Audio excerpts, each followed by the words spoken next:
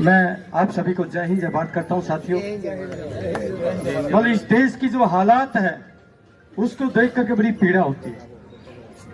आज हमारे ड्राइवर भाई यहाँ पर आए हैं, अपनी बातों को रख रहे हैं। मैंने भी काफी सारी बातें आप लोगों के माध्यम से पता चला है। अब इस देश के अंदर एक एक व्यक्ति, एक एक नागरिक दुखी है। इन देश के नेताओं से, इनकी कथनी और करनी से देश का हर व्यक्ति परेशान है। साथियों, रोडों पर मैं कई बार चलता हूं तो रोडों पर अक्सर चलने का हमें भी मौका मिलता है।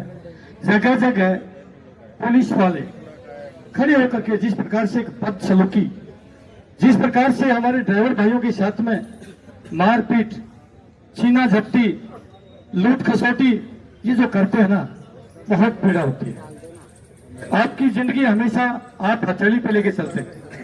24 घंटे अगर आपकी जो जिंदगी है वो हथेली पे रहती है, कब आपकी आंख झपक जाए। क्योंकि आप लोगों को मैं देखता हूँ 36 घंटे, 40 घंटे सफर करना पड़ता है। इतना मेहनत शायद ही कोई करता होगा। मैं फौजी हूँ, हमें भी कहीं न कहीं रेस्ट मिल जाता है बीच में, लेकिन ड्राइवर भाई को कभी जिंदगी में रेस्ट नहीं मिलता, कभी चैन से सो नहीं पाता, कभी जिंदगी में चैन से सो नहीं पाता। क्यों? सो जाएगा तो उसका पेट नहीं भरेगा, उसको काम करेगा तो पैसा मिलेगा, नहीं करेगा तो नहीं मिलेगा। कुल मिलाकर के अगर आप लोगों को न्याय नहीं मिलेगा तो बहुत पीड़ा होती है। देखिए, मैं एक फौजी आदमी हूँ, बहुत जगह देखा मैंने, कितनी जगह शीशा तोड़ देता डंडा मार के पुलिस वाला। आज पुलिस है ना, पुलिस का काम न्याय देना नहीं है, सुचारू रूप से प्रशासन को चलाना उसका काम नहीं बचा। सिर्फ ऊपर से हुक्मरानों का, नेताओं का आदेश होता है। एक एक पुलिस चौकी को और ट्रैफिक का जो हाथी होता है उसको एक टारगेट दे दिया जाता है कि महीना में इतना पैसा चाहिए, और कैसे भी किसी को लूट के, खसोट करके, पॉकेट मार करके देना है। ड्राइवर भाई के पास में खाना खाने के पास लिए पैसा बचे ना बचे, लेकिन उस पुलिस वाले को पैसा जरूर देना, क्योंकि उसको ऊपर नेताओं तक पहुंचाना होता है। एक चेन बनी है भाई, चेन बनी है। मैं तो आप लोगों से एक ही प्रार्थना करूंगा साथियों, सेना का काम होता है देश की रक्षा करना। सेना में किसका बच्चा जाता है?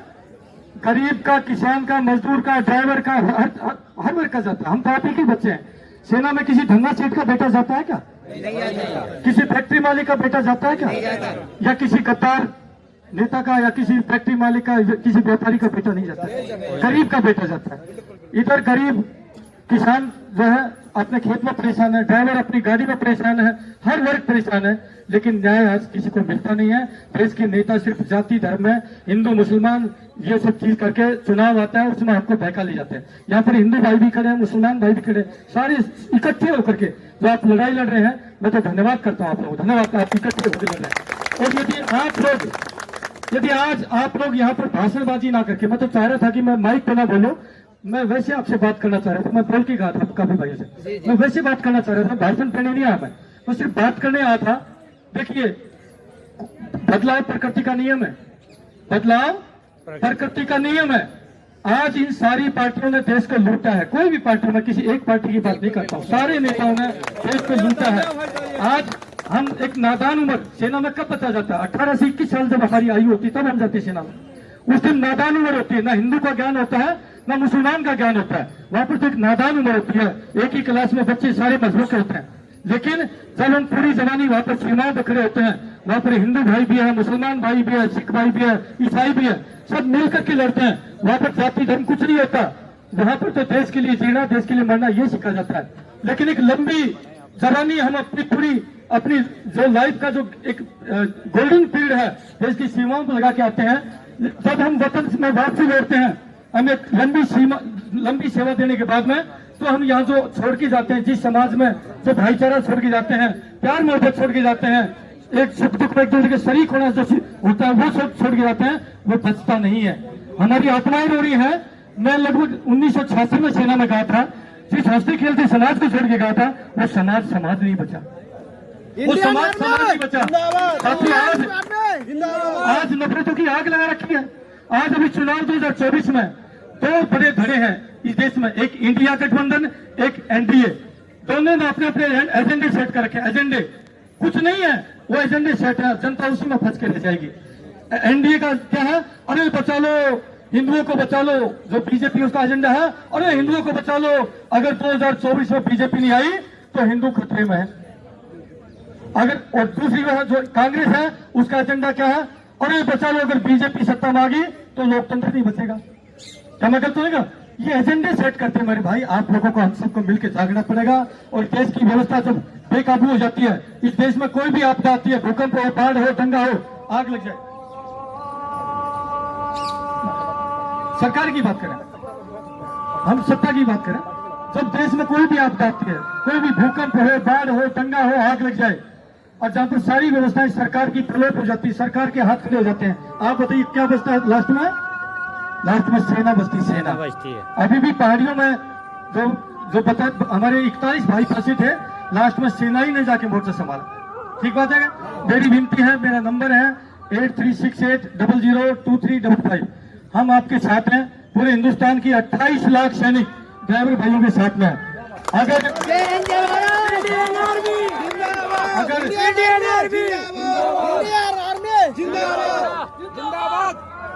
ड्राइवर एकता जिंदाबाद। अगर किसी भाई को भी लगे, ड्राइवर भाइयों को, कि आज हमें अपने सैनिक भाइयों की जरूरत है, हम रिटायर्ड सैनिकों का पूरा, हमारा पूर्व सैनिकों का पूरा गुट है, एक यूनियन है, हम आपके साथ हैं, ड्राइवर भाइयों के हम साथ हैं भाइयों।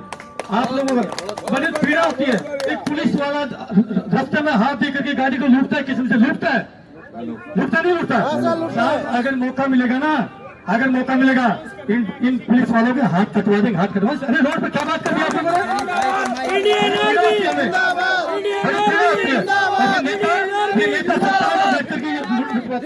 समय कम है, मैं इतना ही कहूंगा, क्योंकि पीछे से मंच की गरिमा होती है। आप लोगों ने मुझे 2 मिनट का वक्त दिया, मैं यही कहूंगा, जब सैनिक सीमा पर खड़ा होता है, जब सैनिक सीमा पर खड़ा होता है और सामने दुश्मन की गोली होती है और मेरे पीठ पीछे मेरा प्यारा वतन होता है, वतन, तब सैनिक संकल्प लेता है। एक सैनिक संकल्प लेता है, वो संकल्प क्या होता है? वो संकल्प होता है, फिक्र नहीं मर जाने की, मिट जाने की, फिक्र नहीं मर जाने की, मिट जाने की, अन्याय नहीं होने देंगे, और जब तक सांस इस सीने में, मेरे प्यारे वतन तेरा शीश कभी नहीं झुकने देंगे। ये सैनिक संकल्प लेता साथियों। आप लोगों को इस देश की नाभि में, इस देश की केंद्र में जाना पड़ेगा। आप जैसे अच्छे लोगों को, आप एक एक व्यक्ति जो आप आए हैं ना, पूरे हिंदुस्तान के कोने कोने से, आप एक एक व्यक्ति कई हजार लोगों को लीड करने वाले नेता हैं। मेरी विनती है, इस फौजी भाई की आपसे विनती है, मैं कोई नेता नहीं हूं, लेकिन इस देश में जब जरूरत पड़ती है तो सभी को नेता बनना पड़ता है, बनना नहीं पड़ता। आज आप लोगों को जरूरत है कि नहीं जरूरत है? मुझे अच्छे से याद है, जब कारगिल की लड़ाई हो रही थी, इस देश के नौजवानों में, देश के लोगों में इतना सेना के प्रति वो प्यार है कि हमारे ब्लड बैंक खून रखने की जगह नहीं बची थी, लोगों ने इतना खून दान किया था जब हम घायल हुए थे। तो ये तो देश है।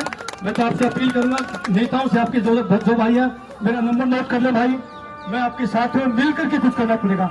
आप अकेले कुछ नहीं कर पाएंगे। किसान, मजदूर, जो नौजवान पीछे बच्चे थे, वो उनके साथ आया था, वो बच्चे परेशान है, ये गरीब के बच्चे थे, ये आपके बच्चे थे। आप लोगों ने अपने पेट काट काट के भी, गरीब किसान मजदूर ने इन बच्चों को जो अकेडमी में शिक्षाएं दी, 1-1 लाख 2-2 लाख तक की अकेडमी में शिक्षा मिलती है, और इन बच्चों ने अपना सब कुछ दाव पर लगा करके 10-10 साल मेहनत करी, लेकिन उनको ऊपर हथौड़ा मार दिया अग्निवीर योजना ला करके। आज किसी धरना से एक तो नुकसान थोड़ी हुआ, आज नुकसान हुआ ये अग्निवीर योजना से। किसको नुकसान हुआ? गरीब को नुकसान हुआ। सही बात बोल रहा हूँ, गलत बोल रहा हूं? इनके व्यापारी मित्र खुशहाल हैं, लेकिन आम गरीब आदमी आज दुखी है। धन्यवाद। देश का जवान, देश का जवान।